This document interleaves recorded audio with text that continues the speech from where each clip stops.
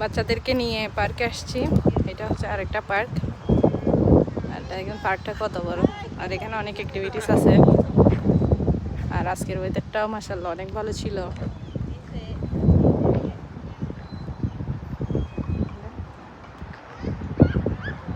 পার্কটা অনেক বড় আর অনেক অ্যাক্টিভিটিস আছে বাচ্চাদের খেলার জন্য।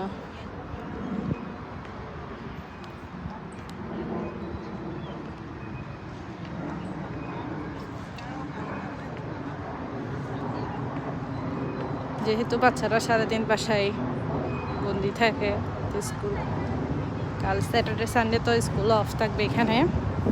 তো এই কারণে প্রতি ফ্রাইডে আমি ওদেরকে পার্কে আনার চেষ্টা করি, যাতে ওরা কিছুক্ষণ টাইম স্পেন্ড করতে পারে, পার্কে খেলাধুলা করতে পারে।